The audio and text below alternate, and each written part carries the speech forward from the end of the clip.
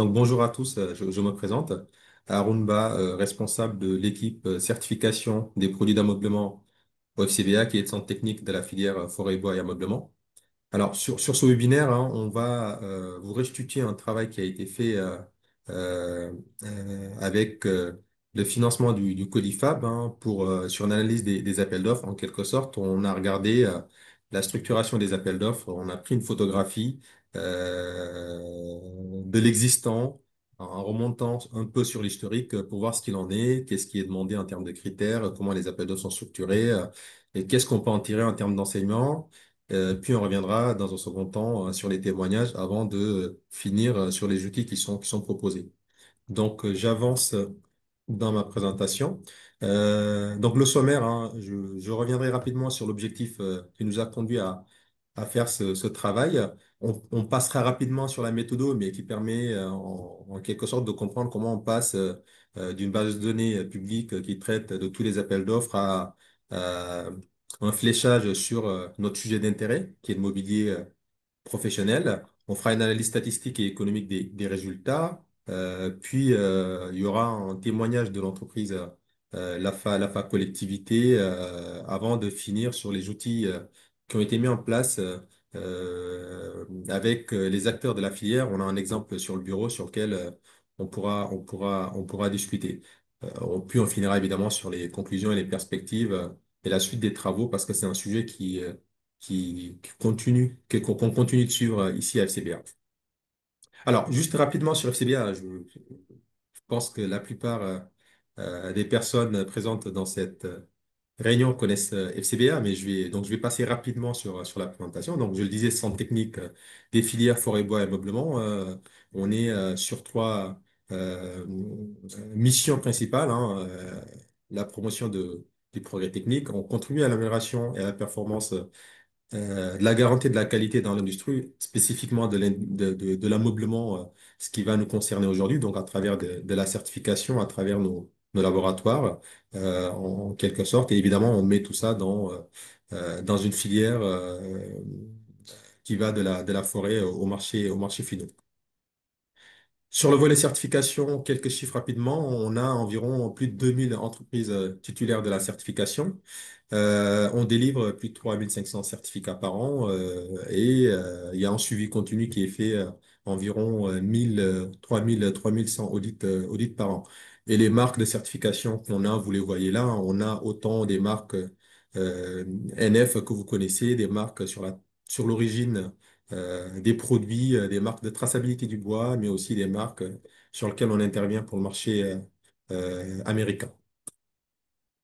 Plus spécifiquement sur le marché de l'ameublement, on a environ 10 marques de certification, 150 entreprises titulaires de marques et on délivre 1300 certificats par an. Donc c'est un site internet que j'ai pris une capture d'écran de notre site internet que vous aurez hein, dans la diffusion du webinaire où vous pouvez retrouver la plupart des informations qui concernent les marques. Si vous vous posez des questions sur les exigences des certifications, sur les entreprises qui sont certifiées, et sur les produits qui sont certifiés ainsi que leur périmètre. Donc, comme je le disais, je passe rapidement sur cette partie-là. Donc, j'en viens à l'objectif de l'étude. Alors, le contexte, évidemment, on a eu la crise Covid qui a un peu marqué l'économie française, mais européenne et partout dans le monde. Et post-Covid, on a une recomposition du marché de l'activité française dans son ensemble et en particulier du secteur de l'ameublement. Et on a les appels d'offres qui constituent vraiment un levier stratégique pour les entreprises du secteur. Alors, ce qui est regardé, c'est les bureaux, les collectivités et le contract. L'objectif est, encore une fois, de vraiment regarder la base de données sur les appels d'offres, d'analyser la structuration des appels d'offres, en quelque sorte de faire une photographie de l'existant on s'arrête pas là. Ce qu'on a aussi regardé, on a essayé d'analyser l'évolution des critères qui sont demandés dans les appels d'offres, l'articulation entre la valeur technique du produit, la qualité du meuble en quelque sorte, et les prix, mais aussi les critères émergents qui sortent tels que la performance environnementale, la RSE, etc. Et le principal enseignement qu'on tire de cela, mais vous verrez que les slides suivantes reviennent sur le détail jusqu'à l'arrivée à cette conclusion, mais sur lequel je pense que vous avez plus ou moins un avis éclairé là-dessus. On a une prédominance du prix qui persiste. Le poids qui est donné au prix des appels d'offres persiste. C'était déjà le cas par le passé, mais post-Covid, depuis 2020, ça s'est accentué, principalement au détriment de la valeur technique du produit, hein, la conformité aux normes françaises, européennes, etc. Mais comme je le disais, on note aussi des critères émergents qui vont venir un peu bousculer l'évolution de ces critères dans le temps. Très rapidement sur la méthode, ce qu'on a fait, on a une base de données publique, hein, le BEAMP, qui est la base de données publique qui regroupe tous les appels d'offres de tout, en fait, du mobilier, des agrafes, des papiers toilettes, enfin, vraiment absolument tout. Donc, on a extrait cette base, on avait environ 1 million de données, on les a traitées, on les a nettoyées avec les outils que vous voyez à l'écran, on les a mis en forme, on les a structurées, on a plus ou moins sélectionné environ un peu plus de 1000 appels d'offres, de résultats d'appels d'offres, parce qu'il y a une différence entre les avis quand on publie un appel d'offres et les résultats. Donc, on s'est concentré plutôt sur les résultats parce que les résultats reprennent des éléments de l'avis. Donc, il y a vraiment un échantillonnage très, très ciblé qui a été fait sur la fourniture de mobilier pro. Donc, on a enlevé tout ce qui était service. Évidemment, on a enlevé tout ce qui était autre produit que mobilier. Donc, l'analyse se calque sur cet échantillonnage. Le premier graphique que je veux partager ici, alors la lecture du graphique, hein, vous verrez on a pas mal de graphes, pas mal de figures avec des éléments, donc je procéderai toujours de la même manière, j'essaierai euh, de, de, de guider vers la lecture du graphique et on en tirera dans un second temps des enseignements. Alors ce qu'on voit là, c'est l'évolution du nombre d'appels d'offres sur la dernière décennie. Euh, on a, par exemple, en 2016, on a pu recenser 269. Alors, évidemment, hein, quand vous avez un appel d'offres, vous avez des lotissements, hein, vous avez plusieurs lots dans un appel d'offres. Donc, les entreprises qui répondent aux appels d'offres d'une manière générale peuvent répondre à tous les lots, mais en général, ils répondent sur une partie, répondre sur une partie des lots. Donc, un appel d'offres peut regrouper plusieurs lots. Ce qu'on observe sur cette figure, évidemment, c'est une progression continue jusqu'à atteindre un pic en 2019.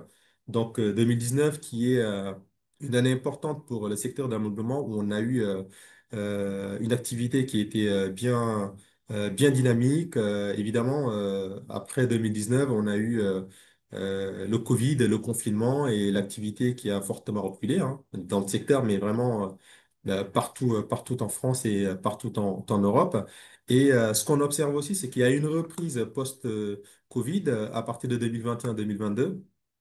Et le dernier chiffre qu'on a pu extraire, qu'on a pu traiter, est sur l'année 2023. Et là, ce qu'on observe sur l'année 2023, c'est qu'on arrive plus ou moins au niveau d'avant-crise en termes de volume, de nombre d'appels d'offres sur le mobilier. On arrive plus ou moins au niveau d'avant-crise, même si on est en léger décalage. Donc, le message qu'il faut retenir sur cette slide, c'est qu'on a une hausse progressive jusqu'en 2019, jusqu'à atteindre un pic, puis un recul lié à la crise Covid. Et si on regarde les derniers chiffres, on retrouve plus ou moins les niveaux d'avant-crise. Donc, on a une reprise progressive du marché sur le nombre d'appels d'offres. Ça, c'est en volume, en continu d'appels d'offres. Sur la slide suivante, on va voir les éléments sur les prix et on verra que le message est un peu différent. Alors, sur les prix, je vais prendre du temps pour expliquer cette slide parce qu'elle est un peu, elle est un peu technique, mais vous verrez que les intuitions sont assez logiques. Alors, ce qu'on voit là, c'est les évolutions du montant des appels d'offres par rapport à 2019. Bon, évolution du montant, vous me direz qu'il y a pas d'euros affichés sur cette slide, c'est normal. On regarde les évolutions par rapport à 2019. Donc, si vous regardez la partie gauche du graphique, où on a les courbes qui partent de 100. Alors, la courbe bleue, c'est les avis de marché. Quand on publie un appel d'offres, il y a un montant qui est mis en face, hein, et la courbe orange, c'est les résultats. Donc, de 2019 à 2020, on voit que la courbe bleue et la courbe orange se confondent un peu, hein. Donc, dans une économie stable, normale, dans un monde normal, on a ces deux courbes qui sont plus ou moins alignées. Dit autrement, si on a un appel d'offres qui est lancé, je sais pas moi, par une université du coin qui met un budget d'1 million pour l'appel d'offres, en général, les réponses qui sont faites sur les résultats, on retombe à peu près sur nos 1 million. On peut être en léger décalage à la hausse ou à la baisse, mais on est dans les ordres de grandeur. Et ça, c'était avant la crise Covid. Mais depuis la crise Covid, vous voyez que les évolutions de la courbe orange et de la courbe bleue divergent. Alors, je rappelle, hein, la courbe orange, c'est le montant total des résultats d'appel d'offres et la courbe bleue, c'est le montant des avis de marché, donc des publications. Donc, on a la courbe bleue qui évolue plus vite que la courbe orange, ce qui laisserait entendre tout simplement que on a eu beaucoup plus d'appels d'offres que de résultats d'appels d'offres. Donc, concrètement, on a eu des lots qui n'ont pas été attribués. Alors, pour plusieurs raisons, soit liées au contexte Covid où on avait des chaînes d'approvisionnement qui étaient un peu plus tendues, on avait un peu plus de difficultés à répondre en temps et en heure à ces appels d'offres qui ont continué à progresser. Et ce qu'on a observé après, c'est qu'il y a un effet report. Donc, ce qui n'a pas été fait en 2020-2021, la courbe orange repasse dessus, a été reporté vers 2022-2023. Un autre enseignement qu'on peut tirer de cette évolution, c'est que autant le montant des appels d'offres était supérieur aux résultats, donc tous les lots n'étaient pas attribués, autant à partir de 2022-2023, on a les courbes, les tendances qui s'inversent. Donc quand les tendances s'inversent ainsi, au-delà du fait de dire qu'il y a eu un report 2022 à 2023, l'enseignement qu'on peut en tirer aussi, c'est que sur cette période, on a eu les coûts de production qui ont fortement augmenté dans les entreprises avec l'inflation. Donc, le montant budgété dans les appels d'offres ne correspondait pas forcément aux réponses que les entreprises faisaient, qui proposaient des prix qui étaient alignés sur leurs coûts de production, évidemment en essayant de préserver au maximum leur marge, ce qui faisait que les résultats, le montant des résultats des appels d'offres était nettement supérieur au montant des avis de marché. Dernier enseignement sur cette slide, avant que je passe au suivant, c'est que tout à l'heure, hein, je rappelais que le volume des appels d'offres entre 2019 et 2023 ont retrouvé plus ou moins les niveaux d'avant-crise en volume. Mais par contre, en termes de valeur, en euros, le montant des appels d'offres, le montant attribué aux appels d'offres, on en a moins, mais les portefeuilles sont plus volumineux. Là, on a fait du fois 2,5, 2,6 entre 2019 et 2020 2023. Donc concrètement, le portefeuille en valeur des appels d'offres, autant dans l'avis de marché que dans le résultat de marché, a fortement augmenté sur cette période. Et ce qui est en partie lié au coût de production qui a augmenté, l'inflation évidemment et toutes les difficultés de chaîne d'approvisionnement, en partie aussi liées avec la guerre qu'on a actuellement en Ukraine. Alors, en passant de cela, ce qu'on a fait aussi, on a fait en quelque sorte un nuage de mots sur toutes les données collectées pour voir les produits qui ressortaient le plus dans les appels d'offres sur la période étudiée. Et là, on voit que on a principalement le bureau, hein, la table, le siège et le mobilier scolaire. Voilà. Là, c'est juste un nuage de mots qui reflète en quelque sorte les lignes, les lots qu'on voit un peu plus dans les appels d'offres. Alors ça, c'est une information qui est assez importante parce que ça va un peu driver les indicateurs qu'on aura à étudier dans la slide suivante. Donc là, en quelque sorte, sur la période étudiée 2019-2023, là, on a tiré nos indicateurs. Le bureau était un peu plus présent dans les appels d'offres par rapport, je sais pas moi, à la restauration, par rapport à la restauration scolaire, si je prends cet exemple. Le principal résultat de cette étude se retrouve sur cette slide. Donc, je vais prendre un peu de temps pour l'expliquer. Pareil, on a une évolution de 2019 à 2023. C'est la période qui a été retenue pour calculer nos indicateurs. Si j'interprète cette première histogramme que vous voyez tout à gauche, on a une contribution à 100 des critères dans les appels d'offres. Le prix est en bleu, la qualité des produits et la valeur technique en orange. la qualité de service en vert, la performance environnementale en jaune et les critères RSE qui sont en rouge tout en haut.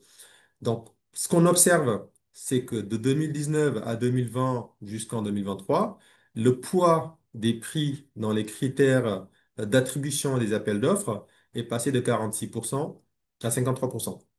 Donc, étant donné que c'est une somme à 100, quand on a le poids des prix qui augmente, ça se fait au détriment forcément d'autres choses. Et là, ça s'est fait au détriment de la qualité, de la valeur technique des produits. Alors, quand on dit la valeur technique des produits, c'est très large, hein, mais ça couvre évidemment la conformité des produits qu'on peut voir par rapport aux normes qui sont soit françaises, soit européennes.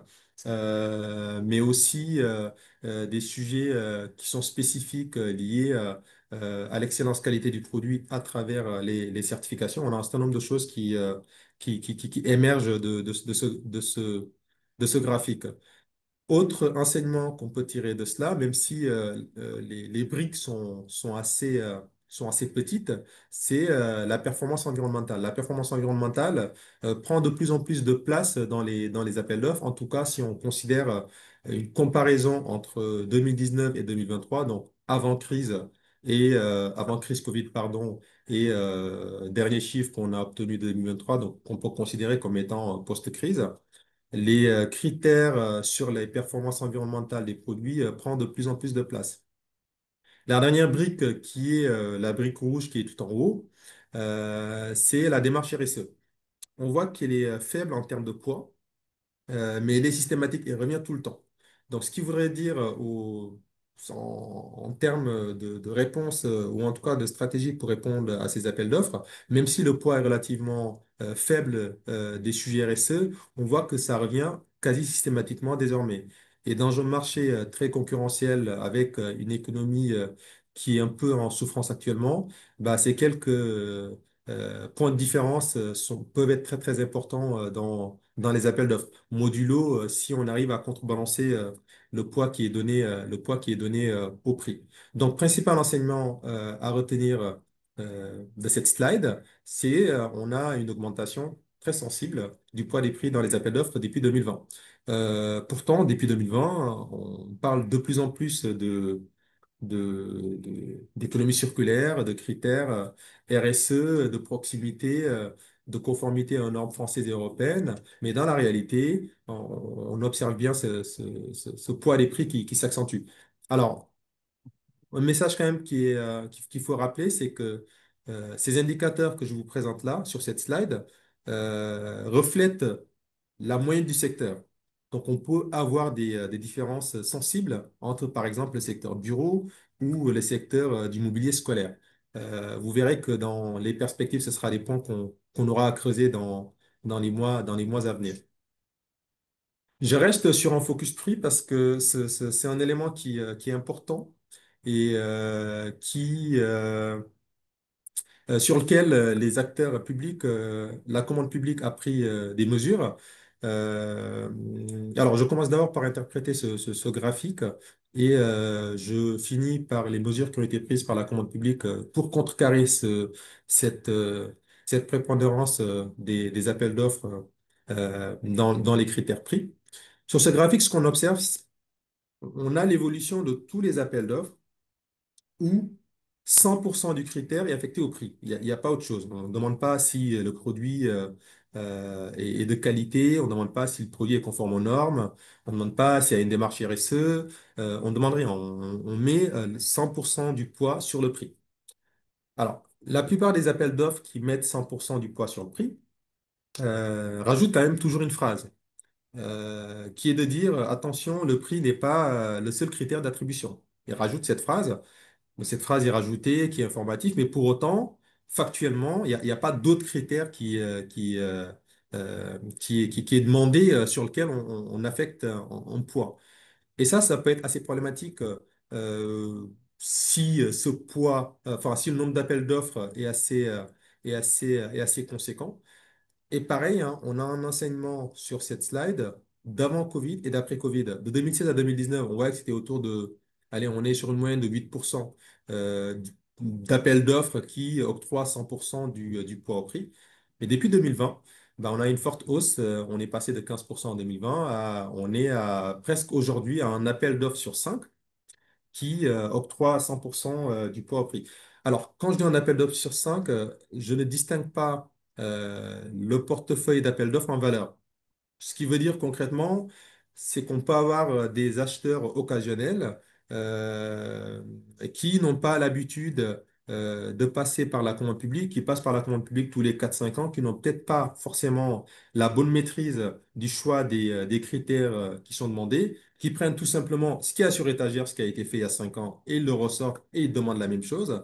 On peut avoir une surreprésentation de ces petits acteurs dans ces chiffres contrairement aux acteurs qui ont un peu plus l'habitude, les centrales d'achat, les grandes villes, qui en général ont chaque année plusieurs campagnes d'appel d'offres qui sont lancées. Donc c'est un chiffre, encore une fois, macro, mais qui est assez significatif bah, de la persistance et du poids que prend le critère prix dans les appels d'offres. Alors, que fait la commande publique pour contrecarrer ça? À partir d'août 2026, la commande publique va obliger tous les acheteurs publics à minima rajouter un critère environnemental. Donc, à partir d'août 2026, on ne peut plus avoir d'appel d'offres où 100% du poids est affecté au prix. Donc là, c'est pas, aujourd'hui, c'est encore fait. Euh, c'est faisable. La commande publique ne l'encourage pas, mais à partir d'août 2026, ça va devenir quasiment impossible de le faire. Sauf si on a des biens en face qui sont indissociables sur le volet qualité. Ce qui n'est pas le cas des meubles, évidemment. Parce qu'entre un meuble A et un meuble B, on a des différences de qualité qui peuvent être perceptibles, visibles et quantifiables. Donc, je vais passer, là, on a fait un constat, une photographie de ce qui existe sur le marché. Dans un second temps, on va regarder les outils qui peuvent être proposés aux acheteurs publics, des outils qui leur permettront de mieux rédiger les appels d'offres, de mieux trier entre les répondants aux appels d'offres, des outils qui sont un peu plus orientés sur toute la partie hors prix, qui sont pas... parce que la partie prix, c'est simple, hein, vous proposez 1000 meubles à 1 million, l'entreprise qui propose les 1000 meubles à 750 000, bah, a une compétitivité prix qui est avérée. Donc le but, c'est aussi d'orienter les acheteurs publics à mettre un peu plus d'équilibre entre le prix et le hors prix dans les appels d'offres. Alors, donc, un travail a été fait dans un premier temps sur le secteur du mobilier de bureau. Je vais laisser à Laurence Roux de l'Environnement français introduire le sujet pour rappeler l'historique et pourquoi on a fait ça. Et je rentrerai un peu plus dans le détail pour montrer comment ça marche et comment ça peut éclairer les acheteurs dans la structuration des appels d'offres. Laurence? Ah, merci, merci Haroun. Vous m'entendez bien? Oui. Oui, oui. Bon, merci. Donc, je suis Laurence Sorour, directrice RSE et marché professionnel à l'Ameublement Français. Donc, on a, il y a maintenant quelques temps, réalisé ce guide technique qui a été co-construit. Comme vous le voyez, il y a plein de logos sur cette slide, co-construit avec des donneurs d'ordre, le Conseil national des achats et l'IDET qui représente les directeurs généraux. On a aussi associé la médiation des entreprises à ce travail-là, qui visait à réunir les fabricants et les donneurs d'ordre à réfléchir à un outil qui permette aux donneurs d'ordre d'objectiver des réponses à des appels d'offres. Donc, on a travaillé de concert et on s'est dit qu'il fallait absolument faire quelque chose de très pragmatique, très opérationnel, parce que comme l'a dit Haroun, il peut y avoir des donneurs d'ordre publics qui sont amenés à acheter plein de produits très différents dans une année et qu'ils ne sont pas forcément experts du mobilier de bureau, puisque là, on parle bien du mobilier de bureau. Et du coup, on s'est dit comment pouvoir les aider à objectiver une analyse d'offres par rapport à la qualité du produit et un ensemble de pièces que le donneur d'ordre doit analyser, fourni bien sûr par le fabricant. Donc, on a mis donc cette pièce maîtresse, c'est cette grille d'évaluation. On peut peut-être passer au slide suivant euh, pour encore une fois les éclairer. Donc, on a quand même retenu un certain nombre de critères qui nous semblaient importants. Donc, vous les voyez à l'écran, hein, que ce soit bien sûr le premier, c'est la sécurité, ergonomie, durabilité, qualité de l'air. Et puis, on a aussi tous ces objectifs. On a parlé de la RSE et on en reviendra après derrière sur le guide numéro 2. Mais RSE, démontabilité, séparabilité, additif, tous ces sujets-là nous semblaient être importants de les analyser de façon, encore une fois, très objective. Donc, la grille, elle ressemble à le slide suivant, vous allez voir. Voilà, donc on a pris l'extrait de la sécurité. C'est assez simple à lire, en fait. En réalité, on a identifié des produits, on a mis à côté les exigences auxquelles se réfère et puis des éléments de réponse. C'est-à-dire très simplement, si je suis un donneur d'ordre qui reçoit une réponse, bien, est-ce que je vais vérifier bien qu'il y a, par exemple, le rapport d'essai, est-ce qu'il a bien été envoyé? S'il n'a Mm. pas été Mm. envoyé, c'est zéro. Et si, bien sûr, il s'inscrit dans un certain nombre de démarches et voire de certifications, notamment celle du bureau qui concerne les certifications que vous avez à l'écran, bah, Mm. c'est très simple. Plus il y a de réponses, plus c'est justifié, plus c'est analysé, plus on a de points. Et encore une Ouais. fois, cette grille, elle leur permet d'être assez objectifs dans la qualité des réponses et dans le choix des produits qui vont devoir faire, hein. Il y a des cahiers des charges qui sont très détaillés, où on demande des certifications, des sujets de sécurité.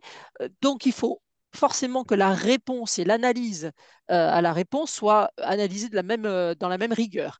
Donc voilà, ce Mm. travail-là a été bien sûr conduit avec le FCBA qui sont très experts de ces sujets-là, puisque c'est, encore une fois, c'est leur qualité. Donc, ça permet, encore une fois, si je ne suis pas expert du bureau, si je suis un donneur d'ordre qui n'est pas expert du bureau, je peux m'appuyer sur ce guide pour regarder tous les critères et me permettre de noter, je dirais, l'offre qui m'est faite. Oui. Merci beaucoup, Laurence. Donc, l'objectif, c'est ça, hein, vraiment donner des outils aux acheteurs. Encore une fois, je distingue les acheteurs qui ont l'habitude de passer par les appels d'offres, qui maîtrisent bien tout ça. On a vraiment les grands acheteurs qui maîtrisent bien tous ces sujets-là, mais on a beaucoup d'acheteurs occasionnels, des petites collectivités, des petites mairies qui font les commandes, enfin en tout cas qui lancent des appels d'offres sur le mobilier tous les 4 5 ans, qui ne savent pas forcément qu'est-ce qu'il faut demander sur la partie qualité du meuble. Donc forcément, cette méconnaissance pousse à donner une prépondérance aux critères prix. Et nous, ce qu'on appelle, c'est tout simplement à ce qu'il y ait un juste équilibre. Enfin, il n'y a pas de consigne précis qui est donnée à un acheteur, hein, mais juste qu'il ait les éléments, les bons éléments pour bien rédiger ses exigences dans ses appels d'offres. Et surtout, quand il y a une réponse des entreprises, des fournisseurs qui répondent à ces appels d'offres, que l'acheteur ait le bon outil pour pouvoir, encore une fois, distinguer entre l'entreprise qui dit bah, tous mes produits sont conformes aux normes de sécurité européennes sur le volet de l'autodéclaration et l'entreprise qui amène des certificats, des rapports d'essai, etc., qui prouvent que les produits en question sont bien conformes. Donc vraiment, le but, c'est vraiment d'éclairer les acheteurs publics. Là, on l'a fait sur le secteur du mobilier de bureau, mais il y a un objectif de l'étendre à tous les secteurs du mobilier professionnel. Et alors, j'ajouterai un Oui. point. Donc, ce guide, il est paru en début d'année 2025. Il est amené à évoluer. Donc, nous sommes en train de travailler avec le FCBA pour intégrer tous les éléments de l'article 58 de la loi AGEC qui oblige la commande publique, hein, à dédier une partie de son budget annuel au réemploi, réutilisation, recyclé. Et donc, de la même manière, on y rajoutera cette dimension-là dans la grille.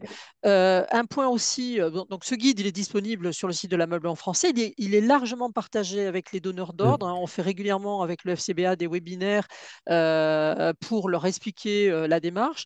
On le fait Mm. aussi avec les commerciaux des marques de mobilier de bureau parce qu'elles ont aussi besoin d'être tout le temps updatées sur toutes ces mesures-là. Euh, et donc, le prochain guide sera apparaître en 2026 avec cette intégration d'économie circulaire.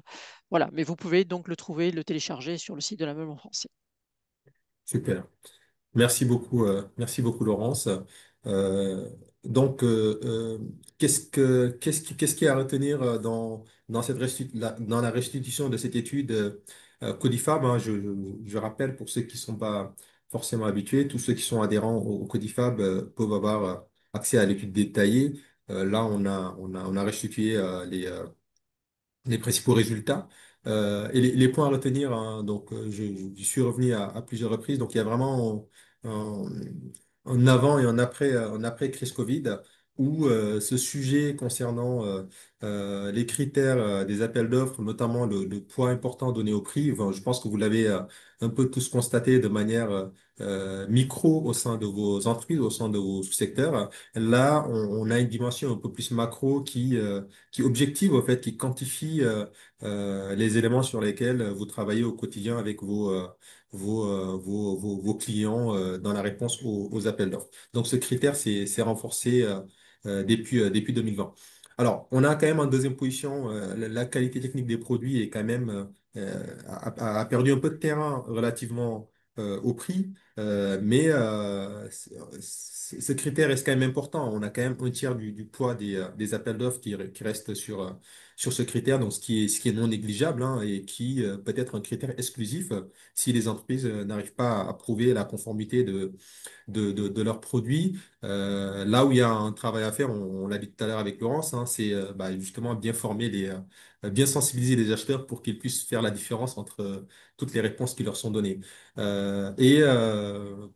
Dernier critère sur lequel on est encore revenu, c'est la performance environnementale prend vraiment de plus en plus de poids de plus en plus dans les critères d'attribution des appels d'offres. Et c'est pareil pour la RSE. Donc, ce qu'on a regardé dans cette étude, c'est vraiment le poids qui est affecté à chaque critère. Ce qu'on aurait pu regarder aussi, c'est la fréquence c'est la fréquence des critères qui sont demandés. Concrètement, si on regarde 100 appels d'offres, combien d'appels d'offres demandent à ce qu'on ait une démarche RSE? Donc, c'est aussi un angle qu'on aurait pu prendre. Enfin, on essaiera de le prendre dans les livrables à venir. Ce qui est un point important parce que, encore une fois, hein, le poids d'un critère peut être relativement faible, mais qui peut être exclusif si on n'a pas ce critère pour répondre en maximisant ses chances dans les appels d'offres. Alors, les prochaines étapes, dans un premier temps, tous les indicateurs que vous avez vus restent des indicateurs macro sur l'ensemble du secteur du mobilier professionnel. Le but, c'est vraiment de désagréger par sous-secteur parce que, encore une fois, la pondération de ces critères dans le secteur bureau où les sujets RSE ou environnement sont très prépondérants n'est pas la même chose que, par exemple, dans le milieu de la collectivité ou de l'éducation où on a vu des appels d'offres avec des critères prix qui vont jusqu'à 70%. Donc là, c'est quand même très différent. On se rapprochera d'un certain nombre d'entreprises par échantillonnage pour faire des enquêtes qualitatives, pour ajouter la dimension, pour modéliser la dimension privée dans ces appels d'offres publics. Alors, les appels d'offres privés, la difficulté, c'est on n'a pas des structurations homogènes, toutes les données ne sont pas forcément disponibles, contrairement aux appels d'offres publics où toutes les données sont disponibles sur le site du BEAMP. Alors, un enjeu majeur aussi du travail des FCBA, enfin de l'amendement français, euh, en s'appuyant sur des outils tels que les guides d'achat, c'est vraiment d'accompagner les acheteurs. J'insiste vraiment sur les acheteurs occasionnels qui ont un peu plus de mal avec euh, la rédaction et la structuration des appels d'offres via des outils d'aide à la décision et à la rédaction des appels d'offres. Et c'est sur quoi on va continuer à travailler d'ici la fin de l'année. Et ce sera un sujet majeur l'année prochaine dans les actions des FCBA, enfin dans les actions du FCBA, mais aussi de l'ameublement français.